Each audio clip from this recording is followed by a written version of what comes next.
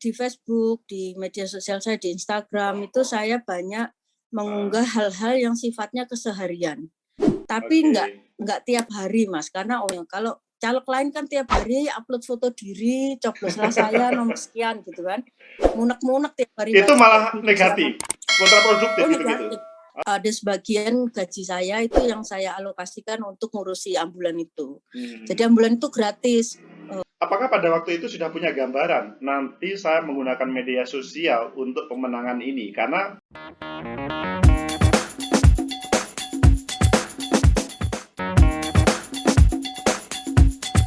Assalamualaikum warahmatullahi wabarakatuh. Ketemu lagi dengan Agus M. Fauzi Official. Pada hari ini kita mempunyai tamu yang istimewa, yaitu seorang gadis gunung yang selanjutnya berproses di kota. Dia mempunyai cita-cita tinggi, yaitu pengen menjadi diplomat.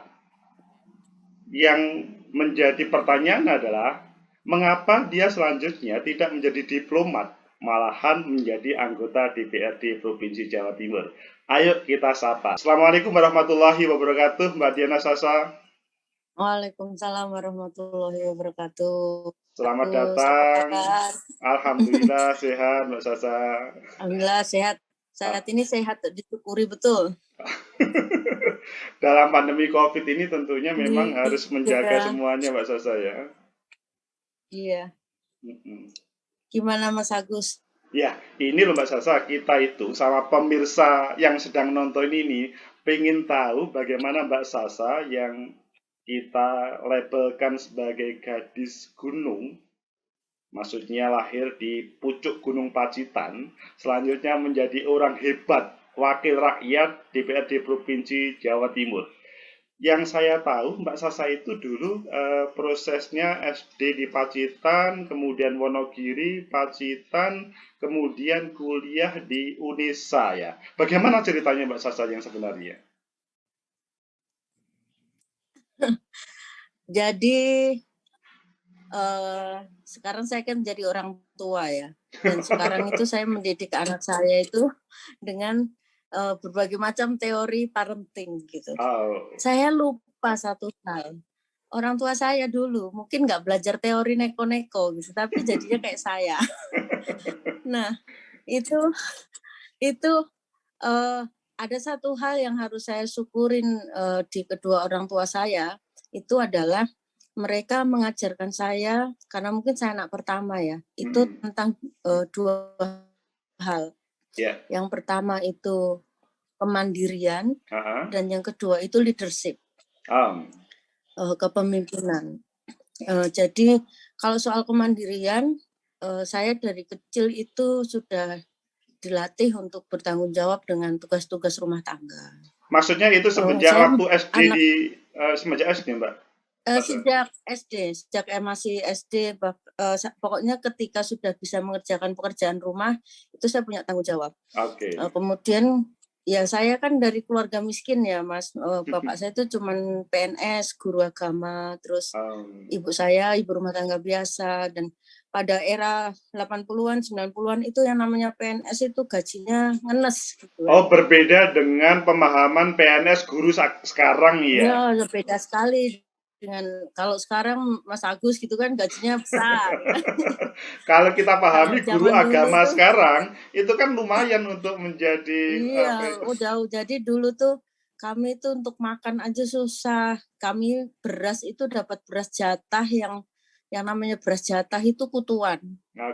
Jadi kami kalau mau makan tuh beras kutunya dibersihkan dulu atau ditukar dengan beras yang lebih bagus gitu, ditukar ke pasar gitu.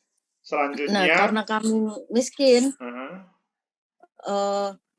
karena kami miskin gitu ya, ibu saya tuh pengen saya anak dan adik saya, anak-anaknya itu bisa sekolah tinggi. Maka nekatlah ibu saya waktu itu ke Jakarta jadi pembantu, Mas. Oh, subhanallah. Jadi saya meskipun bapak itu guru, tetapi ibu bersedia menjadi pembantu rumah tangga di Jakarta. Iya. Iya, itu saya kelas 4 SD. Kelas 4 SD dan selama 14 tahun sampai saya dan adik selesai kuliah, ibu tuh nggak mau berhenti. Saya kadang sampai nangis gitu Sampai semester karena berapa, Mbak Sasa? ya itulah, saya sampai 14 tahun loh, sampai Sampai saya 14 dan tahun ya? adik udah selesai kuliah baru mau pulang. Oke. Jadi benar-benar cita-citanya tuh pengen anak-anaknya sekolah tinggi. Saya masih kelas 4 SD waktu itu ketika ibu meninggalkan saya dan adik-adik dan adik saya dan ayah saya untuk bekerja di Jakarta itu. Nah, maka secara otomatis tanggung jawab pekerjaan rumah tangga itu berada di tangan saya gitu. Saya Ibu berbagi selanjutnya dengan mempunyai cita-cita apa tentang Mbak Sasa? yang penting sekolah tinggi Oh, kalau yang ibu penting saya. sekolah Harus tinggi. kuliah. Tidak pernah Iya, kamu harus jadi kuliah. diplomat atau DPR atau bupati, tidak ya? Enggak ada di orang tua saya, enggak ada harus jadi ini jadi itu tuh enggak ada, tapi harus sekolah tinggi gitu, harus minimal kuliah gitu. Selanjutnya Nah, waktu itu kan cerita SD kalau SMP-nya. Nah, maka sejak SD, saya SD kelas 4 itu sudah harus masak, harus nyuci baju, harus setrika gitu, belanja ke pasar, ya berbagi dengan adik saya dan ayah saya.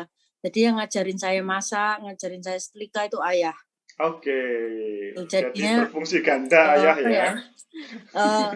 Ya Anda bisa bayangkan di usia sekecil itu harus pegang tanggung jawab rumah tangga itu secara otomatis mematangkan psikologi saya ya. Betul. Jadi kemudian juga leadership saya kan otomatis saya terlatih juga karena saya harus memimpin adik saya harus jadi pengganti ibu gitu, ibarat kata sebelah tangannya bapak gitu. Jadi latihannya sudah dari kecil. Dan tanpa itu disadari itu adalah proses semacam pelatihan untuk Mbak Sasa ya. Betul. Kalau tanpa itu mungkin saya nggak bisa survive gitu. Ketika misal SD kan saya disekolahkan di kota gitu sama ayah saya dipindah ke kota karena kota di desa itu maksudnya sangat ya? banyak saingan. Saya pindah ke Wonogiri, Mas. Oh, ke Wonogiri, oke. Ya, saya pindah ke Wonogiri karena ya di desa saya nggak punya saingan, pinter dewe gitu. Males belajar. Akhirnya sama bapak dicarikan saingan gitu. Akhirnya saya di kota dan di kota itu saya harus indekos, masak sendiri, apa-apa sendiri gitu. Ya saya kemandirian saya semakin terlatih lagi gitu. Dalam itu perjalanannya, selanjutnya Mbak Sasa kuliah di Universitas Negeri Surabaya. Jurusan bahasa Inggris ya waktu itu. Bagaimana ceritanya? Jadi waktu SMA kelas 2 itu saya terpaksa harus pulang lagi ke kampung gitu karena bapak pengen ada yang nemenin gitu. Ya saya agak ndablek juga, agak nakal gitu di SMA itu, akhirnya diminta pulang. Nah, saya pulang dan akhirnya lulus dari sekolah di desa yang waktu itu ada kesempatan untuk mendapatkan beasiswa kuliah namanya PMDK. SMA apa itu Mbak Sasa waktu itu? SMA namanya? SMA Negeri Nawangan. SMA Negeri Nawangan. Kabupaten Pacitan. Jadi kalau di desa kan jatah PMDK-nya lebih banyak dan ya saya nggak ada saingan gitu loh. Ya ada saingan sih, bukan kemarin ada saingan tapi nggak terlalu banyak. Jadi teman seangkatan saya itu yang kuliah cuma 5 orang. Oke. Jadi di desa SMA. Di sekolah saya itu bisa sekolah sampai SMA aja udah bagus, Mas. Oke. Apa sudah disyukuri betul, makanya saya pinter dewe. Ya itulah, tapi ya saya bersyukur akhirnya saya dari SD sampai SMA itu tidak pernah menemukan kesulitan mencari sekolah. Oke, berbeda dengan para siswa sekarang ya, untuk SD, SMP, SMA itu sulit semuanya, apalagi kuliah ya waktu sekarang ini. Iya, ya kalau sekarang banyak faktor kan ya, ada zona segala macam. Cuman waktu itu kan nilai. Betul. Dan ayah saya selalu menanamkan, kamu kalau mau dapat sekolah bagus ya nilai harus bagus gitu. Jadinya ya saya jalankan itu gitu, dan memang saya belum pernah kesulitan masuk sekolah. Pilihannya kesulitan keluar sekolah pernah. Sebelum kesulitan keluar sekolah, pilihannya kok kemudian ke UNESA, jurusan bahasa Oh, Inggris itu gimana ceritanya? Apakah jadi memang gini, Mas. cita-citanya pengen jadi guru Inggris? Oh, enggak. Saya tuh pengennya tuh dulu jadi diplomat. Oh, Terus diplomat. PMDK itu hampir saya tinggal gitu, nggak saya ambil. Terus sama bapak kan dimarahin. Kan dia kalau jadi diplomat itu harus bisa bahasa Inggris gitu. Oh gitu ya, kan bahasa Inggris kamu ya bagus tapi belum terlalu oke gitu bapak gitu. Emang bisa nanti bisa pokoknya bisa bahasa Inggris ya bisa jadi diplomat gitu. Ya, saya kan manut aja nggak tahu. Akhirnya masuklah saya ke IKIP itu. Oh ya, waktu itu Waktu namanya IKIP ya Mas Ian ya? saya perpindahan nama yang pertama UNESA. Oh, IKIP. Oh, UNESA yang Iya pertama sudah. kali. Oke. Ya, udah UNESA. Waktu udah selesai kok ini saya tuh jadi guru loh, gitu. Coba aja daftar ke Deplu apa gitu. Nah, akhirnya benar saya daftar ke Deplu. Benar ternyata fakultasnya masuk, jurusannya nggak bisa. Kalau Karena sastra Inggris bisa.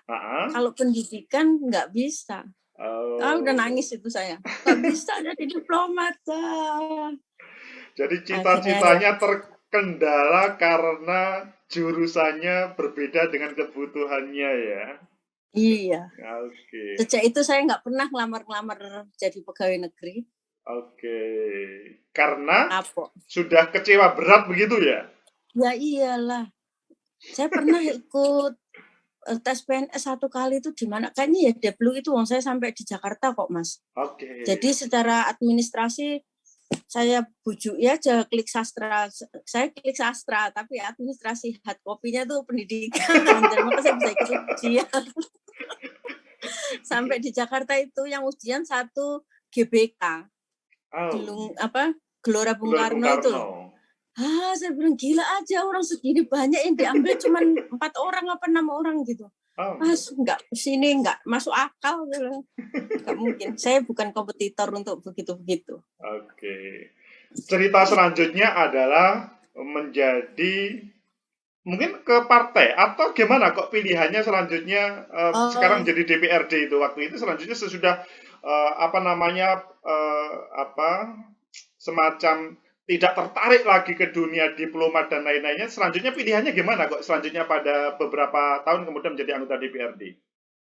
Oh ya, jadi tadi kan saya cerita orang tua saya itu mengajarkan leadership. Jadi saya dari kecil itu sudah dipaksa untuk jadi komandan upacara, disuruh komandan patroli keamanan sekolah, jadi ketua regu pramuka gitu. Pokoknya harus jadi pemimpin gitu.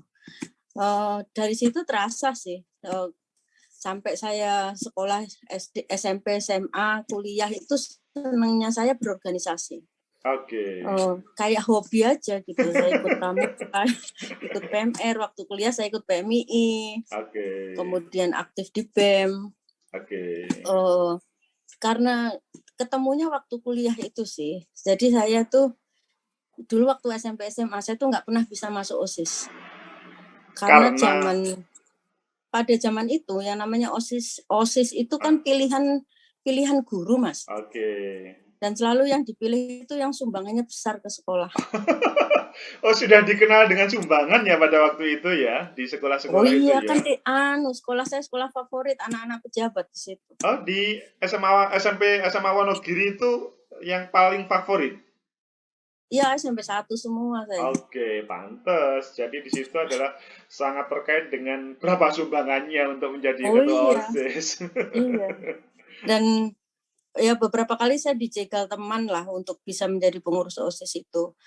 Itu rasa rasa sakitnya itu saya bisa kenapa saya nggak dapat kesempatan gitu.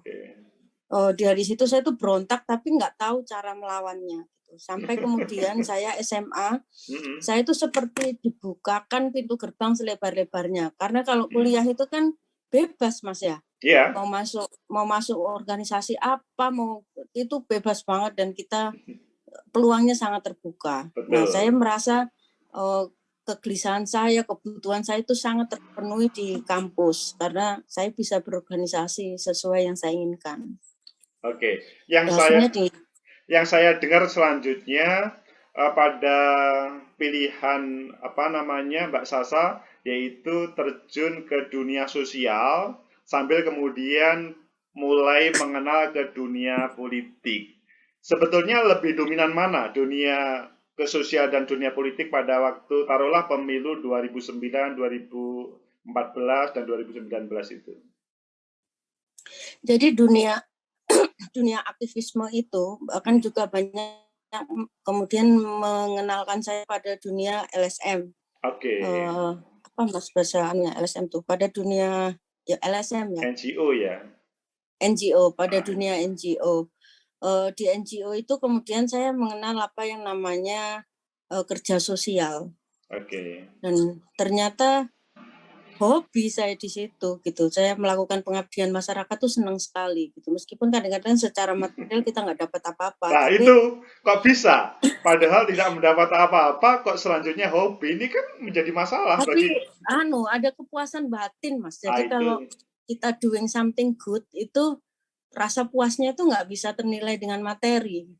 Dan itu nggak tahu, I just feel happy. Saya melakukan sesuatu yang membuat saya senang gitu. Jadi itu mungkin yang tidak bisa terwakili oleh materi itu ya pada waktu makanya, itu ya. Kemudian saya memilih kalau aktivis lingkungan kan udah banyak, aktivis perempuan udah banyak, aktivis anak udah banyak, jalanan udah banyak. Yang belum ada itu aktivis buku. Oh, aktivis buku. Bagaimana? Iya. Ya, waktu zaman-zaman 2010-an itu kan belum terlalu ya ada taman baca gitu, tapi yang menyebut diri sebagai aktivis buku kan nggak ada. Jadi saya melabeli diri saya sendiri sebagai aktivis buku gitu. Kerjaannya apa? Ya kerjaan saya mendirikan taman baca, menginisiasi pendirian taman baca di beberapa tempat, menerbitkan buku, melakukan riset penting kemudian dibukukan, menerbitkan buku, melakukan pelatihan penulisan, ya gitu-gitu. Dan I just enjoy with that. Itu di Surabaya saja atau di beberapa tempat atau fokus di calon dapilnya Mbak Sasa? Waktu itu saya nggak mikir dapil karena belum berpartai. Jadi saya waktu itu di Surabaya, tapi karena saya bergabung dengan teman-teman Indonesia Buku di Jogja, tapi core pekerjaan kami gitu yang kami lakukan itu se-Indonesia, ada di Sumbawa, di Jawa Timur tuh ada di Kediri, di Jepara, Pacitan.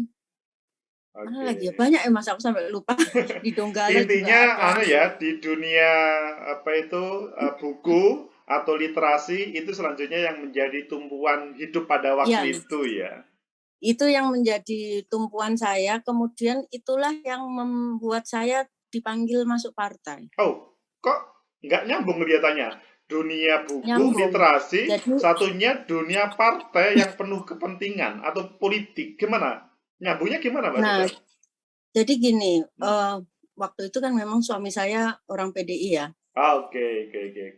Tapi jadi ketika pertama kali saya cerita aja ya Mas. Jadi 2009 saya pertama kali ikut pemilu itu hanya pelengkap penderita. Oh, 30% kuota perempuan atau? Ya, karena waktu itu pertama kali kuota perempuan. Oke. Pertama kali kuota perempuan dan pertama kali suara terbanyak. Oke. Maka perintahnya suami saya adalah turun gimana, saya bilang ya pokoknya turun, ini siapapun bisa menang, ayo total turun gitu. Padahal waktu itu saya udah jadi dosen 5 tahun, saya juga ngajar. Akhirnya ya gimana kalau saya tinggalkan nggak mungkin, maka pilihannya adalah saya harus meninggalkan pekerjaan saya. Akhirnya saya resign, kemudian saya fokus kampanye di dapil.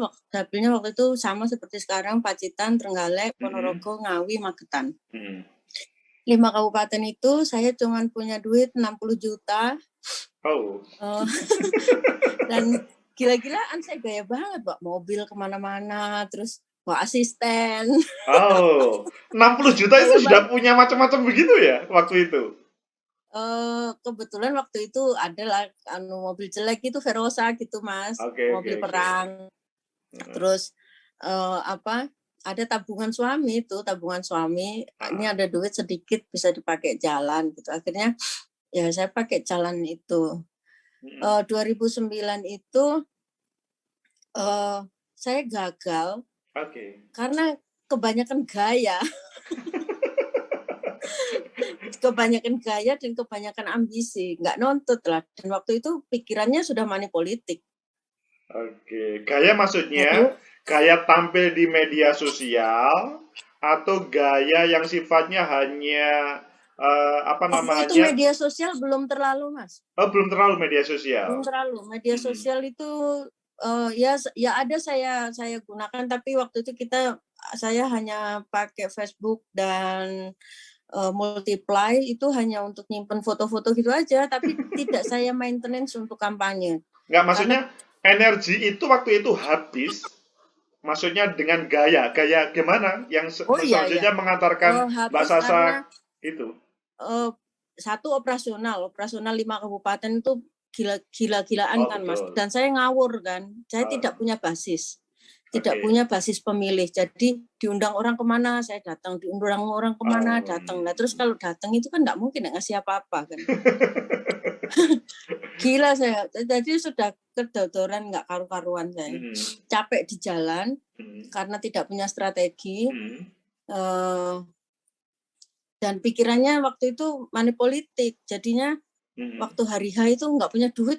Wah, tiarap gitu loh kita. Ayo saya sama asisten saya tiarap gitu. Mas, pokoknya nggak ada positifnya gitu. Isinya marah-marah, capek, dan nggak punya duit, itu aja yang dipikir. Intinya kampanye, mengisi acara selama pada waktu musim kampanye itu tidak berefek terhadap hasil pada 9 atau 5 April waktu itu ya. Betul, tidak berefek pada elektoral. Saya cuma dapat 5.000, cukup buat beli bakso. Oh. Tapi kalau 5.000 DPRD kabupaten mungkin terpilih. Tapi karena di provinsi kabupaten jadi. Kalau di provinsi ya jauh sekali. Jauh sekali, ya betul. Jauh sekali. Nah, jadi Mas, karena kemudian setelah 2009 itu kan saya di partai ya bukan pengurus gitu ya, jadi ya nggak aktif gitu, saya di rumah aja gitu. Setelah selesai pemilu kembali ke rutinitas ngurusin buku. Nah suatu hari ada pergantian kepengurusan di PDI Jawa Timur. 2012 atau 2000? Ya segituan kali ya, 2012 lupa deh. Saya dipanggil, kemudian saya ditawari untuk menjadi pengurus. Alasannya karena saya mewakili aktivis. Jadi PDI Perjuangan itu kan terbuka, bukan hanya kader ya. Jadi kalau ada tokoh masyarakat yang dianggap berpengaruh, elektoralnya ada gitu, itu bisa direkrut untuk menjadi pengurus di partai. Maka ya waktu itu saya hampir nggak mau gitu, karena saya ngapain, apa yang saya urusin nanti jauh dari urusan saya, dari dunia saya malah nggak bisa maksimal. Intinya ternyata, belum yakin bahwa partai politik menjadi masa depannya waktu itu ya mungkin. Ya belum yakin, dan saya ngerasa pekerjaan saya udah banyak, hidup saya udah susah, tambah ngurusin partai nanti ini. Ternyata itu yang ditawarin itu saya nanti mengurus perbukuan. Jadi saya divisi penerbitan, Mas. Publikasi ya, penerbitan ya. Iya, buku dan penerbitan. Di Infocom. Badan Infocom, Informasi dan Komunikasi. Nah, karena urusannya buku ya saya masih mau. Nah, mulailah itu, di situ saya berproses. Saya dapat tugas untuk nerbitkan buku-bukunya partai, kemudian saya menjadi jurnalisnya partai karena kami punya website. Ketemu matuk ya kayak gitu ya, ketemu tutupnya, ketemu tutup ya. Iya, saya ketemu passionnya gitu. Karena di situ ya saya menulis gitu, saya ngurusin buku-buku, tidak jauh dari soal membaca dan menulis yang saya urusin di partai itu. Jadi passionnya luar biasa. Dan itu sampai tahun 2014 ketika sudah mulai Pilpres, itulah Kawas Candrawasih di Muka pertama saya yang menurut saya luar biasa. Saya digodok habis-habisan, harus mengikuti, saya harus nulis jadi jurnalisnya partai waktu itu sudah Oh. seperti wartawan profesional Iya, karena harus seperti ikut keliling 38 kabupaten, kota ya. nggak pulang ke rumah berhari-hari dan ya nulis setiap hari. Apakah Itu di buat saya 2014 itu juga Mbak Sasa juga tertarik nyalek atau terpaksa nyaleknya waktu itu? jadi waktu itu karena sudah capek pilpres segala macam ya, Iya. kemudian diminta nyalek. Itu saya tuh 2014 tuh nggak semangat sama sekali. Padahal saya tuh nomornya 3. Oh. Yang tahun 2009 tuh nomor saya 9. Tapi bersemangat. 2009 semangat. Semangat, iya. 2014 itu nomor 3. Nomor Saya 3. nggak semangat sama sekali. Oke. Karena saya mikirnya, aku gak duit gitu kan. Gak duit, terus apa yang bisa diharapkan gitu kan. Saya bahkan kampanye pun nggak berani Mas 2014 itu. Oh. Jadi saya itu nggak berani. Jadi saya itu dekem. Saya itu takut kalau orang tahu saya caleg gitu. Oke. Karena kalau ya tahu ketakutannya kan takut diminta-mintain gitu. Oh, jadi semacam apa ya, bisa menjadi ATM-nya orang-orang yang tahu begitu ya kalau. Betul. Ya selain itu memang saya nggak cukup pede karena di mindset saya waktu itu masih uang. Oke. Maka kemudian sampai kemudian menjelang saya tuh berpikir gini, ya at least saya berkontribusi lah pada partai, nggak malu-maluin, udah dikasih nomor 3. Bagus gitu kan. Paling enggak ya saya harus lebih dari 5.000 gitu. Target saya gitu waktu itu. Nah, maka kemudian apa yang bisa saya lakukan? Nah, saya kan generasi rebahan gitu ya. Generasi rebahan tiap hari waktu itu saya cuman main medsos gitu ya. Akhirnya saya olahlah medsos itu. Waktu itu kita masih tren-trennya Twitter. Oke. Nah, saya nyari setiap hari itu cool tweet saya dulu. Main cool tweet segala macam. Tapi nggak ngomong kalau saya nyalek. Waktu itu belum ngomong saya nyalek. Pokoknya saya nyari teman sebanyak-banyaknya dulu. Yeah. Sampai kemudian kurang 1 minggu, itu saya bikin cool tweet khusus yang bercerita bahwa saya caleg gitu. Saya caleg nomor sekian. Nah, waktu itu kemudian ketemulah dengan teman-teman buzzer yang di area Madiun. Madiun itu bukan dapil saya. Oke, ya, berbeda. Nah, tapi teman-teman itu, Mbak kok gak ngomong-ngomong kalau nyalek gitu kan. Kita kan punya jaringan gini. Nah, di luar sepengetahuan saya, ternyata mereka itu bergerak from buzzer to buzzer, Mas. Buzzer yang ikhlas ya ini, bukan buzzer yang berbayar. Buzzer yang ikhlas. Karena saya nggak tahu ketika mereka bergerak itu. Mereka baru cerita setelah selesai pemilu baru mereka cerita. Ternyata mereka itu bergerak dari from buzzer to buzzer. Selain retweet cool tweet saya, mereka juga menghubungkan dengan banyak seleb-tweetnya lokal gitulah, dan akun-akun admin akun publik gitu itu pada dikasih tahu suruh milih saya. Dan iya waktu hari H itu saya di-mention, Mbak aku udah nyoblos kamu, Mbak aku udah nyoblos kamu. Itu saya tuh wow gitu ya. Medsos tuh bisa kayak gini gitu. Itu baru tahu saya tahun 2014. Padahal sebelumnya waktu Pak Jokowi itu saya ngurusi medsos. Dan seharusnya kan saya sadar gitu loh bahwa medsos ini luar biasa bisa memenangkan Pak Jokowi. Tapi saya tuh nggak berpikir bahwa I can do it sama seperti yang Pak Jokowi lakukan. Itu aku nggak kepikiran sampai segitu gitu. Aku cuman statnya berbeda aja. Gitu ya. Sudah paham tapi statnya tertinggal gitu ya. Iya ternyata benar gitu loh. Waktu itu saya dapat itu 15.000 Mas kalau nggak salah. 13 atau 15.000 gitu. 15.000? Iya. Oke, luar biasa ya. Artinya kan naiknya cukup ya 200% bagus lah gitu. Dan nggak modal apa-apa. Saya itu cuman modal Twitter gitu. Twitter. Kalau di ini kan kalau ininya media daringnya Pak Jokowi ini buku. Dia ini bercerita media daring ala Jokowi menjadi sosok yang paling disukai. Jadi mungkin sama. Ini tahunnya juga sama settingan buku ini. Ya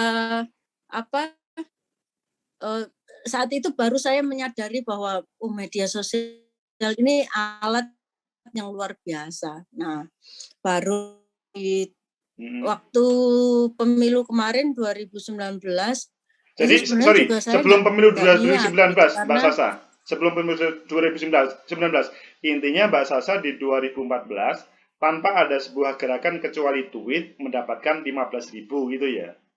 Oke. Itu kan kebanyakan dari medsos. Karena medsos, produk medsos ya waktu itu. Ya ada faktor-faktor lain lah pasti, kayak misal nomor caleg kabupaten yang sama, nomor DPR RI yang sama itu pasti ada. Cuman saya kerasa banget faktor medsosnya tuh kerasa banget di saya. Karena saya kan banyaknya mention gitu. Oke. Kalau 15.000 itu sekali lagi DPRD kabupaten sudah untuk Dapat 2 orang. kursi. 3 kursi. DPR provinsi belum jadi. Belum jadi kalau provinsi. Oke. Enggak, kebetulan partainya Mbak Sasa kan harus menyisakan kursi. Kalau selalu mengambil nomor sisa kemungkinan dapat. Tapi karena harus diutuhkan yang kursi pertama, kursi kedua diutuhkan, akhirnya 15.000 agak sulit memang. Ya waktu itu saingan saya ketua DPR gitu Mas, nggak mungkin. Iya betul. Oke, sekarang melanjutkan pada waktu pemilu 2019 yang saya dengar Mbak Sasa itu menang karena hanya bermodal 25 juta. Gimana ceritanya ini? Jadi gini, 2019 itu saya juga nggak niat nyalek gitu, karena saya baru melahirkan, anak saya umur 3 bulan. Saya berpikir nggak mungkin saya nyalek dan saya nggak punya duit. Tetap aja saya mikirnya nggak punya duit kan. Dan yang pasti energinya saya nggak mampu. Gitu. Tapi karena waktu itu saya ditelepon oleh partai dan ini perintah partai. Gitu. Saya kalau sudah kena kalimat itu udah nggak bisa saya. Ini perintah partai gitu ya. Sudah tengah malam saya lagi gendong anak saya di telepon tuh. Sampai Mas ini anakku nangis.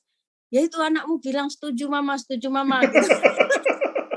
Perspektifnya berbeda ya. Kalau ibu ini nangis, kalau partai itu adalah setuju. Wah, hebat ini. Sampai akhirnya kamu nomor 2 loh ini. Wah, gila. Aku nggak sanggup Mas gitu kan, takut Mas. Jadi kalau dikasih nomor bagus itu bukan malah seneng kalau saya. Beban. Iya. Beban. Kalau misal nomor 2 terus saya nggak kampanye kan, wah saya dipisu-pisui sama caleg kabupaten lah gitu kan.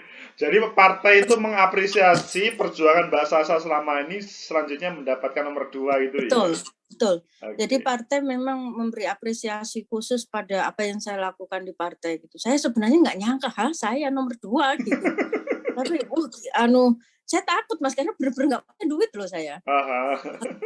Tapi ketika sudah diperintah ya saya kemudian saya mendaftar, saya jalankan, terus saya muter otak nih, apa gitu ya yang harus saya lakukan gitu. Tapi waktu itu saya tidak pengen jadi Mas. Saya tidak pengen jadi. Masih ada pikiran untuk tidak jadi?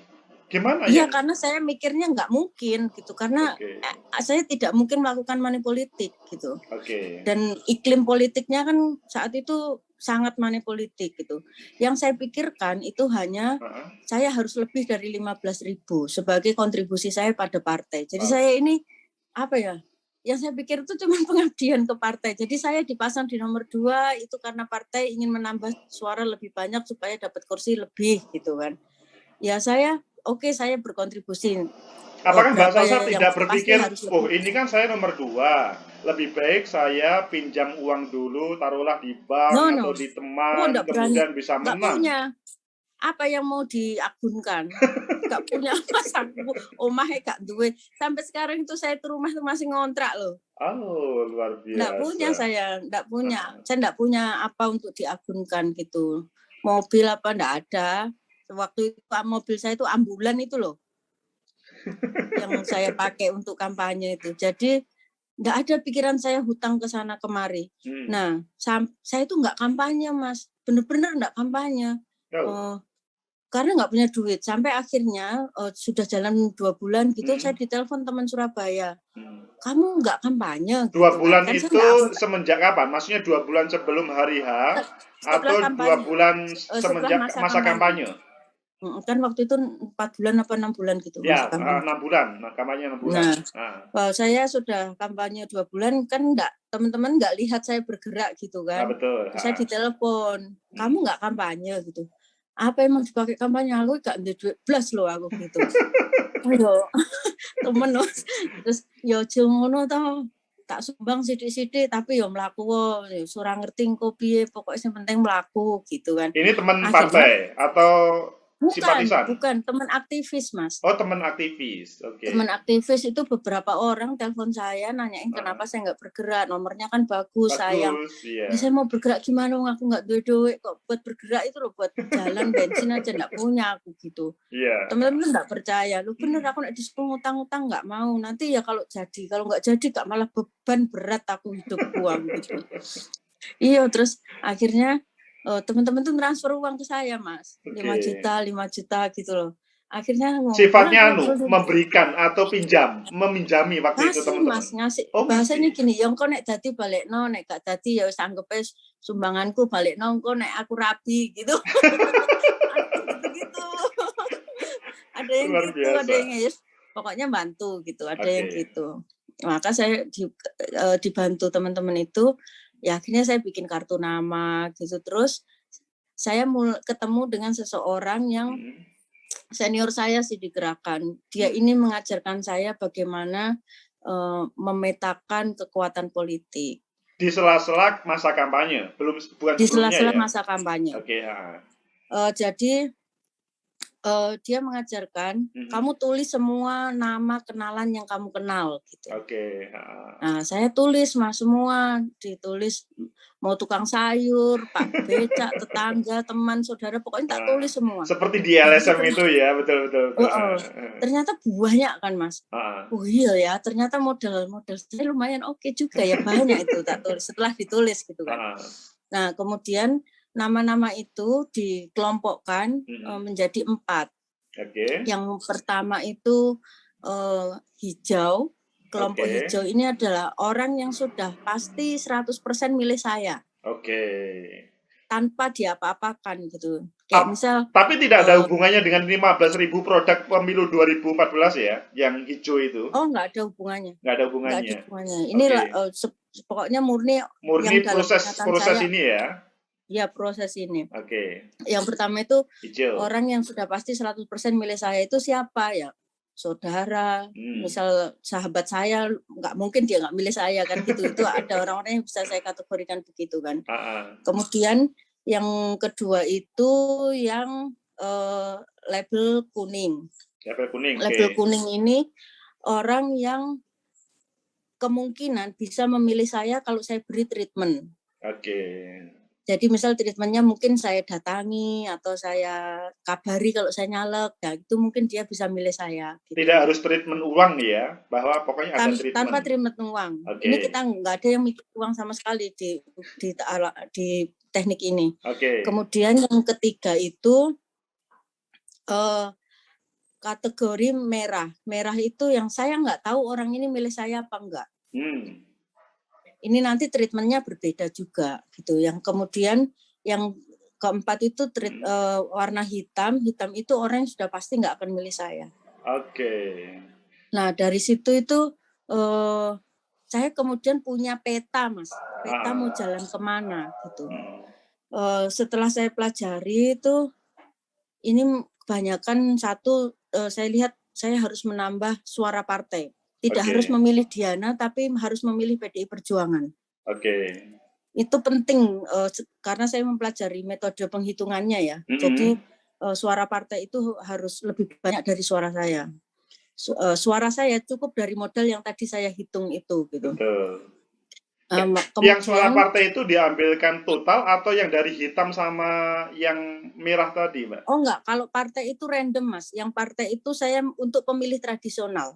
Jadi pemilih tradisional itu yang pokoknya mbah-mbah yang sudah pasti ngerti Bu Mega, ngerti banteng itu coblos gambar banteng. Nggak usah coblos saya, engkau malah salah gitu. Jadi sudah coblos gambar banteng gitu. Nah kalau yang dalam kategori 4 tadi itu dalam kategori 3 tadi itu saya beli treatment khusus, terutama yang saya gunakan itu adalah media sosial memang. Jadi belajar dari 2014 itu saya di Facebook, di media sosial saya, di Instagram itu saya banyak mengunggah hal-hal yang sifatnya keseharian. Tapi nggak tiap hari, Mas, karena orang pasti juga bosan gitu. Jadi saya kayak nggak sedang kampanye. Kalau caleg lain kan tiap hari upload foto diri, cobloslah saya nomor sekian gitu kan. Munek-munek tiap hari. Itu malah negatif, kontraproduktif gitu. Oh negatif. Karena saya sendiri bosen ya kalau ada gambar caleg itu saya hidden gitu. Wah, Mas, bayangkan dalam 3 bulan apa 4 bulan itu kita melihat gambar-gambar kayak gitu terus kayak bakul jamu di mana-mana kan ya. I didn't do that gitu. Kalau saya lakukan itu aku podo bakul jamu nih gak payu aku gitu kan. Akhirnya saya cuman ini lagi sama anak saya mengasuh anak, terus ada tips parenting atau kemudian saya tunjukkan bahwa saya doing something good gitu. Kebetulan saya itu ini nanti saya ulas tersendiri. Saya kan punya waktu itu mengelola ambulan, Mas. Dan ambulannya itu gratis. Rumah sakit partai. Atau partai? Partai. Oh, partai, oke. Ambulan partai yang kemudian saya kelola. Jadi saya waktu itu dan jadi staf DPR RI, masa itu TA-nya Pak Sirmaji. TA-nya Pak Sirmaji. Ya, jadi ada sebagian gaji saya itu yang saya alokasikan untuk ngurusi ambulan itu. Jadi ambulan itu gratis. Sopirnya, bensinnya semua sudah kita penuhi. Nah, itu kan nganter pasien gitu. Nah, itu banyak saya unggah di media sosial saya. Jadi follower saya tahu kan kalau saya doing something good gitu. Terus saya buka lapak buku di alun-alun gitu. Pokoknya sehari-hari banget ya yang saya tuh soal saya ngurusi tanaman, renungan harian. Pokoknya kayak nggak sedang kampanye. Sama sekali saya nggak nyebut saya sedang caleg, itu nggak ada sama sekali. Meskipun itu di hari-hari kampanye ya waktu itu ya? Ya, meskipun di hari-hari kampanye. Sehingga teman saya tambah banyak. Nah, sampai kemudian kadang-kadang saya guyon gitu. Jadi benar-benar kayak nggak sedang kampanye. Sampai cuman saya sering mencari apa nih orang yang lagi diobrolin banyak. Nah, di situ saya nyampaikan pendapat saya. Nah, kan akhirnya banyak dialog kan gitulah. Di situ ada feedback yang bagus. Untuk sosmed kan algoritmanya jalan kalau kayak gitu. Oh iya betul. Ya, nah maka kemudian saya baru mulai kampanye itu kurang lebih H-1 minggu, Mas. H-1 minggu persis pada pemilu 2009 lagi ini ya. 2014 ya. Ya, sama seperti 2014. Kenapa? Sebenarnya saya sudah tahu kenapa sih baru saya sebutkan saya nyalek mendekati hari H. Itu karena saya yakin orang itu baru mencari informasi nanti coblosan milih siapa itu di hari-hari itu. Tapi bukan sebaliknya. Kalau misalkan orang itu sudah taruhlah didekati oleh caleg tertentu, kemudian dia sudah mengarah kepada tertentu, nggak begitu, Mbak Sasa? Itu pemilih tradisional yang bisa dibeli. Ya, itu pemilih tradisional yang bisa dibeli itu di situ. Dan itu bukan target market saya. Saya bukan target market saya. Target market saya adalah anak muda. Dia aware teknologi. Padahal PDI Perjuangan biasanya targetnya itu adalah orang-orang yang taruhlah pengagum Bung Karno, pengagum Bu Mega, yang bukan anak muda. Itu diapa-apain, nggak usah ditreatment, pasti nyoblos PDI, Mas. Ngapain saya kerjakan? Iya. Iya. Kalau anak muda ini yang bukan ada hubungannya dengan itu ya. Jadi mereka adalah undecided voter. Swing voter atau undecided voter. Pasti kalau di survei kan saya lihat survei tuh undecided voter tuh tinggi sekali, ini gila kalau nggak ada yang garap. Dan undecided voter itu, Anda sosiologi kan pasti tahu. Betul. Apa undecided voter itu rata-rata anak muda. Itu di kota. Apakah di dapil Jatim 7 atau Jatim 9, Pacitan, Ponorogo, Ngawi, Magetan, juga seperti itu. Undecided-nya juga besar pada waktu itu. Cukup besar, terutama di Magetan dan Ngawi, Ponorogo. Karena mereka cukup kota ya dan ada kampus-kampus di situ. Yang saya ketahui para generasi muda di dapilnya Mbak Sasa itu agak dekat dengan teman-teman pencak silat yang kemungkinan menjadi tidak undecided voter, tapi sudah ada hubungannya dengan caleg yang dibawa pencak silat itu tadi. Enggak semua, paling cowok-cowok. Dan yang enggak ikut silat banyak juga. Oke.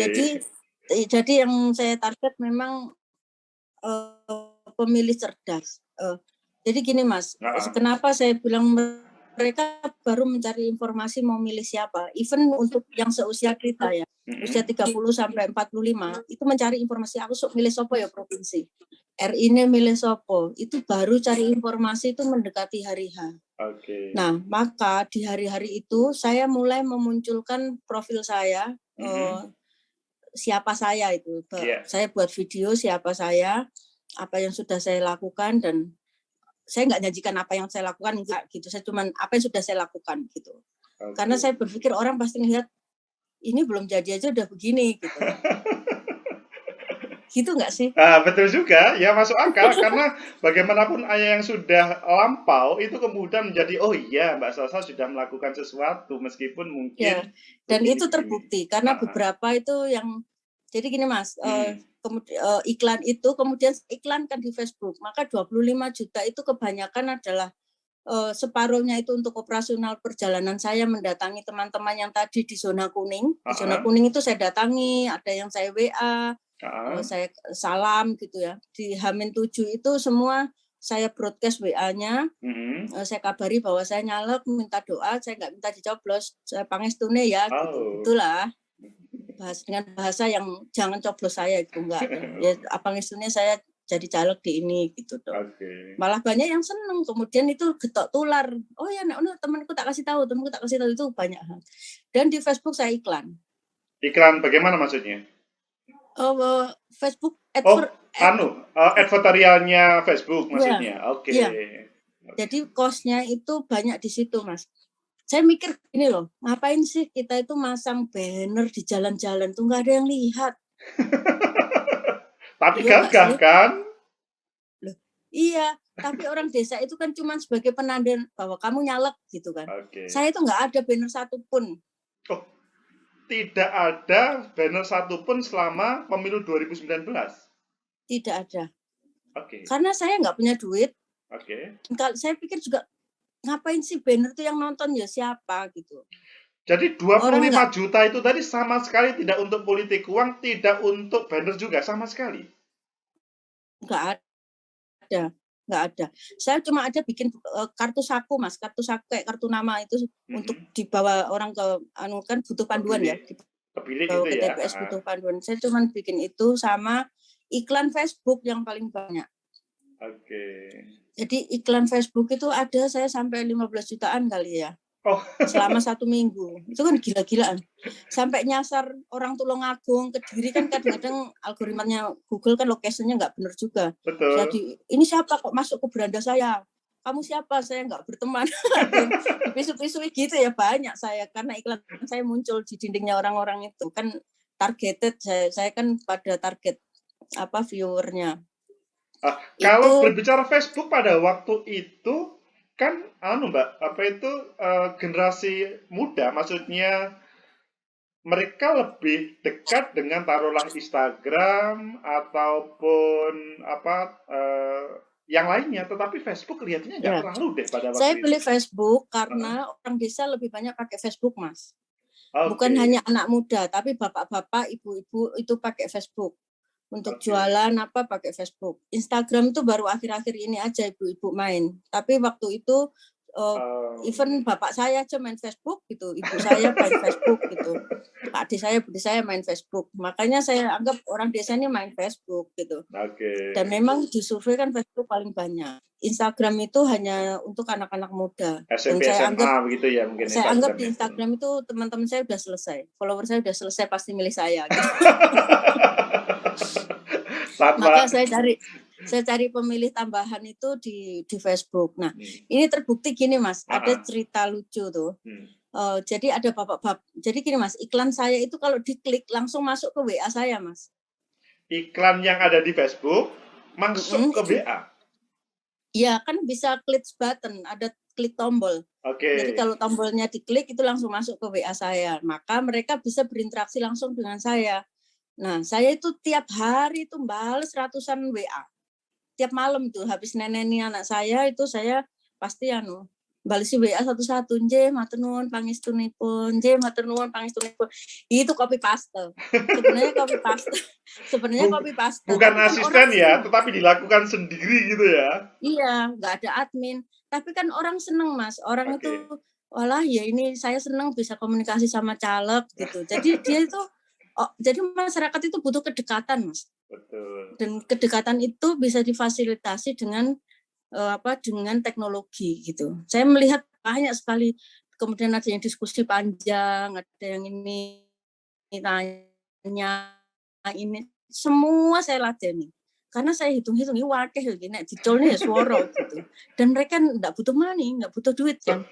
Nggak butuh uang, hanya apakah butuh di antara loh, mereka tidak ada saya satupun yang bertanya tentang uang pada waktu itu? Mbak, minta tolong dong. Ada lah, pasti ada. Tapi saya jawab ngapunten, saya menawi arto mboten gadah, ngono.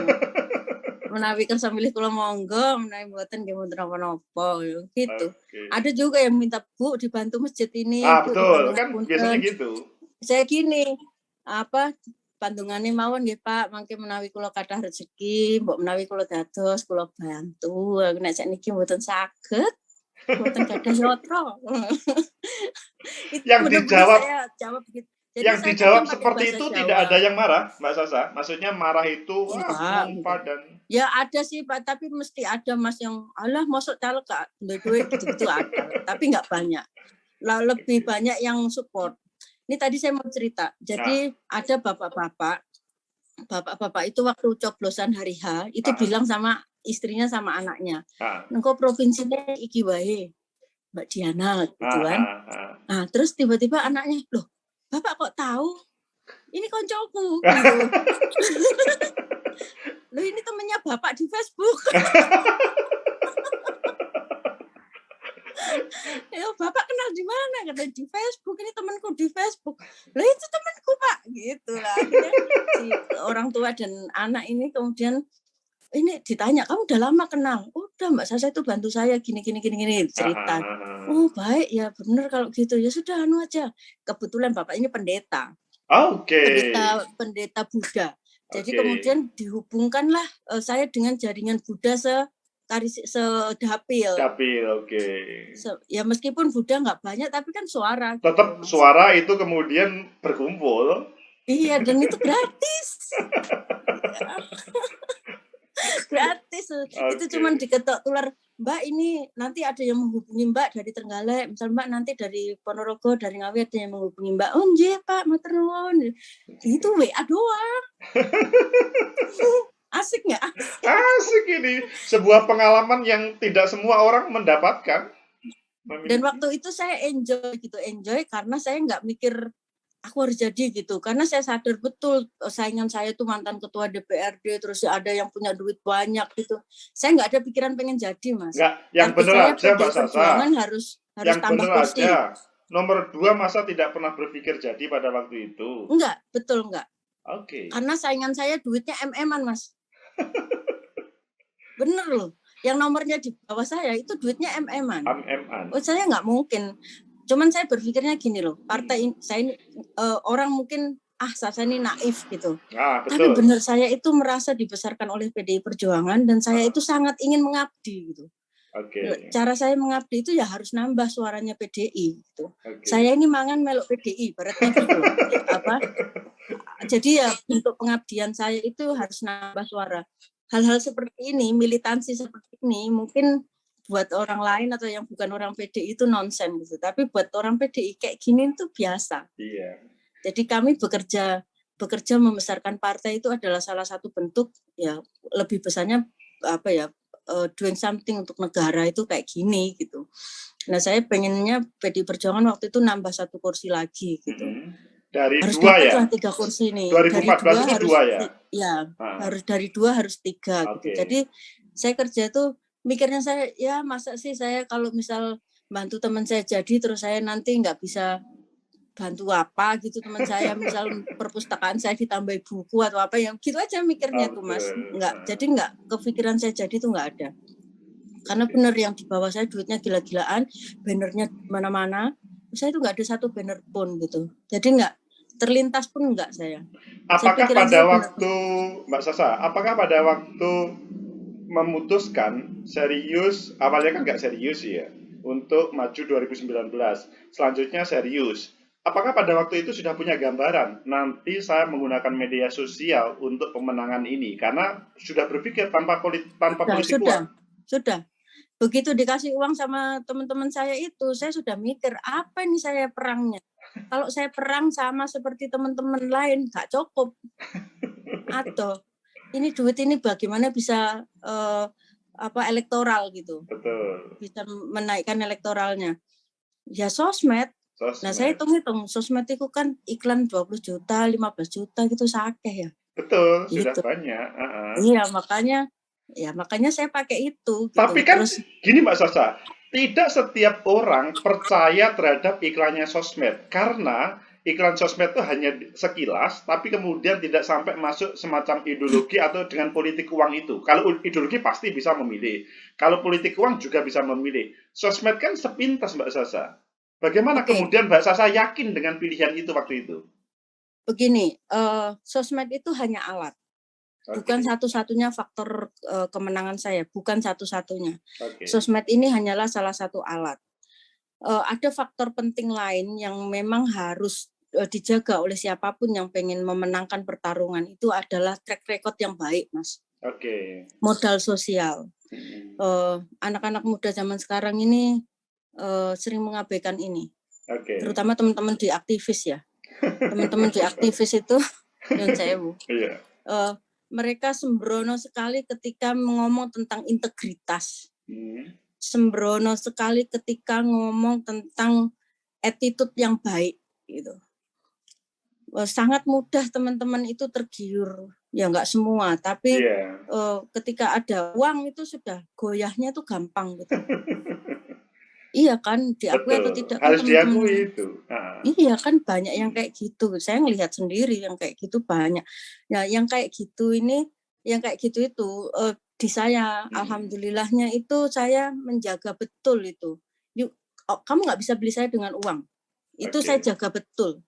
Mulai dari saya kuliah sampai saya kere gitu, pokoknya sampai saya ibarat kata nggak punya apa-apa itu. Saya pindah dari Surabaya karena nggak punya apa-apa itu, saya lakukan itu dengan ya nggak apa-apa, memang saya harus begini daripada misal saya harus menjual idealisme saya misal kayak gitu. Aku nggak mau betul. Jadi track record baik itu penting. Kemudian kedua modal sosial. Modal sosial itu apa?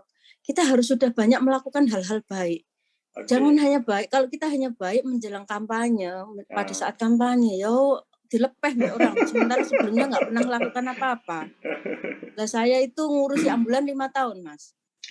Efek ambulan bersama Pak Sirmaji pada waktu itu ya memang itu besar ya. Efek ambulan itu luar biasa. Makanya tadi waktu ketika jenengan cerita yang di Lumajang tadi ngasih air itu orang memilihnya tanpa uang. Aku percaya.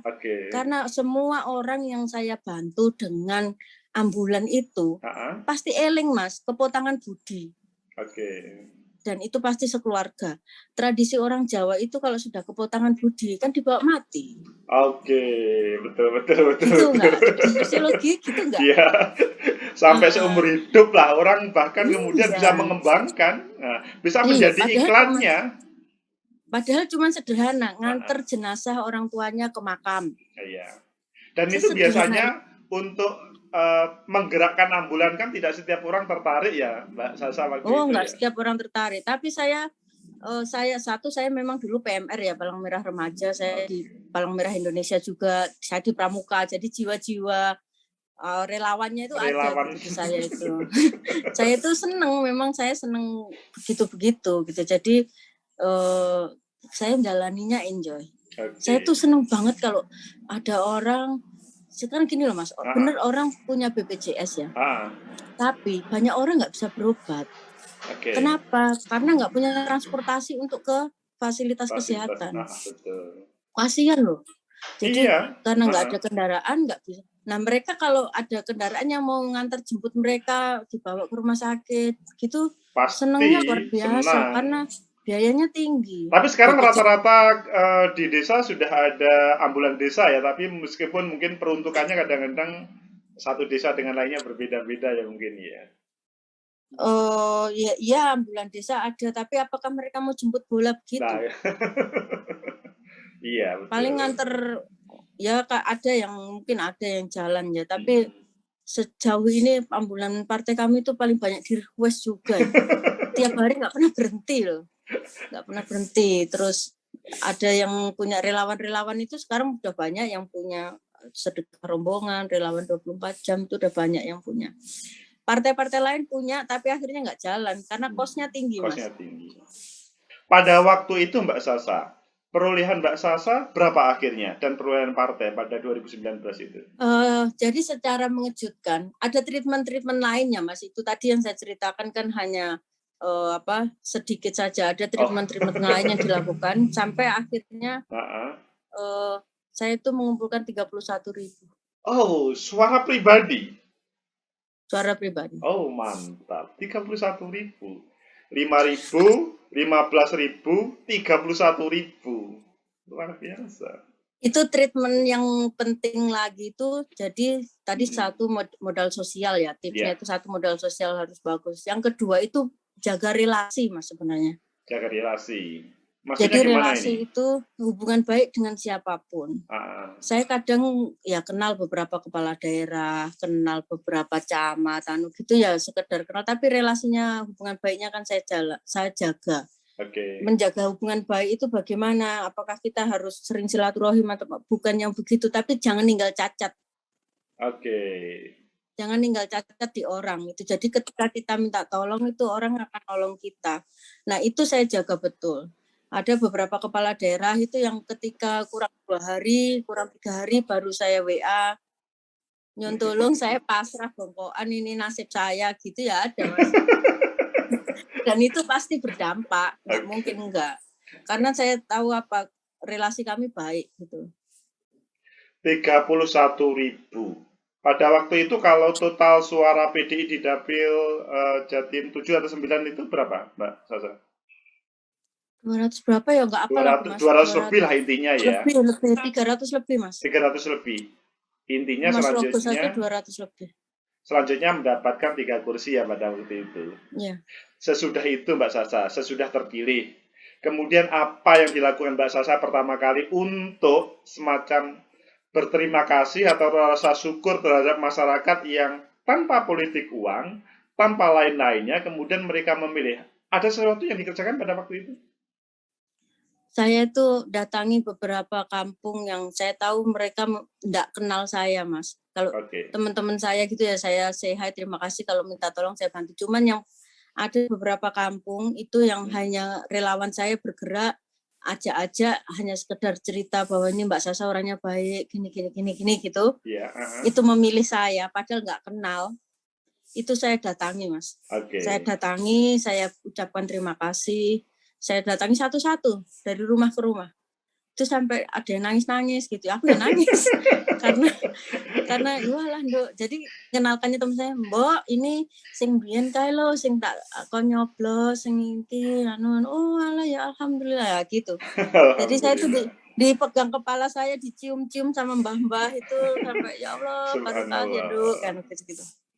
Itu momen yang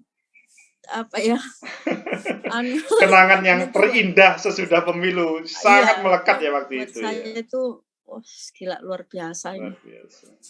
Dan saya terutama thank you banget itu pada Mark Zuckerberg yang sudah menciptakan Facebook.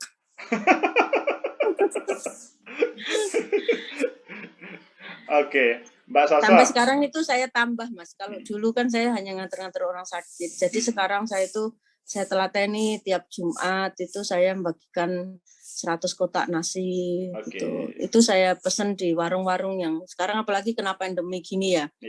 Warungnya saya pesenin beberapa tempat nanti dibagikan lagi dan yang bagikan mereka bukan orang-orang saya, bukan saya.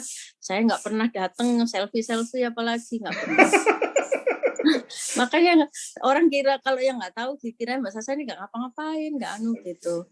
Terus ada lagi susu Mas, susu formula itu untuk bayi di bawah 1 tahun yang orang tuanya kan mungkin terdampak pandemi ya, kayak misal anaknya bakul pentol yang nggak bisa jualan gitu kan mesaknya. Ya kayak gitu banyak, itu saya sediakan susu formula untuk bayi. Terus sebulan sekali itu saya berusaha untuk sediakan minimal 1 kursi roda. Oke. Untuk ya pasti ada yang minta kursi roda. Kursi roda ya, kursi roda. Karena itu pasti untuk lansia itu kalau ada kursi roda kan yang biasanya penanggung jawabnya siapa Mbak Sasa gitu biasanya? Yang pengelolanya kursi roda atau diberikan langsung kepada masyarakat pada diberikan langsung saya sesuai request Mas. Biasanya ada yang WA saya, relawan saya ngasih tahu Mbak ini butuh kursi roda. Pernah juga satu desa sampai 5 gitu. Oh. Ini pemirsa yang melihat ini, khususnya di Dapil Jatim 7 atau Jatim 7 Mbak Sasa ya, itu bisa. Jatim 9. Jatim 9, sorry, Jatim 9. Jatim 7 itu RI, Jatim 9 Jawa Timur. Lah ini ada kesempatan kalau membutuhkan tentunya kursi roda untuk kebaikan, kemaslahatan umat, bisa berkomunikasi dengan Mbak Sasa yang baik ini. Mbak Sasa, ini sudah hampir 1 jam ini kita ngobrol. Ya. Saya mohon tentang closing statement dari Mbak Sasa. Bagaimana closing statement Mbak Sasa untuk apakah pada pemilu-pemilu selanjutnya, baik pilkada, pileg, pilpres, dan selanjutnya, khususnya ini para caleg-caleg yang lihat ini, bagaimana tips untuk selanjutnya, bagaimana bisa menjalankan tips tanpa politik uang, tanpa macam-macam, kemudian bisa terpilih lagi. Minta tolong Mbak Sasa. Bagi saya yang terpenting dalam politik itu bukan hanya kekuasaan, tapi juga pendidikan politik. Beban moral seorang politisi itu sesungguhnya adalah memberikan pendidikan politik bagi pemilihnya, bagi masyarakat. Bagi saya, apa yang sudah saya lakukan itu akan menjadi pelajaran politik bagi masyarakat. Orang tidak akan semata-mata berpikir bahwa kalau punya uang baru dia bisa menjadi pemimpin.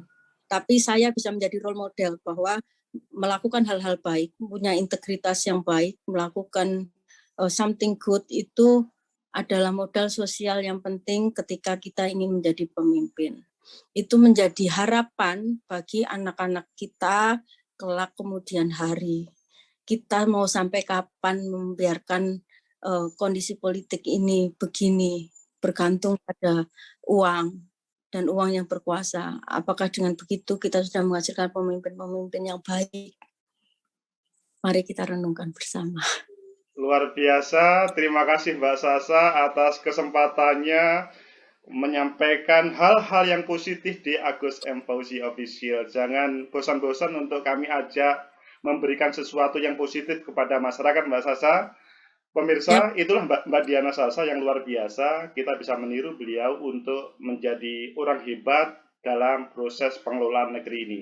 Semoga ada manfaat. Ketemu di lain hari. Like, subscribe, comment, and share.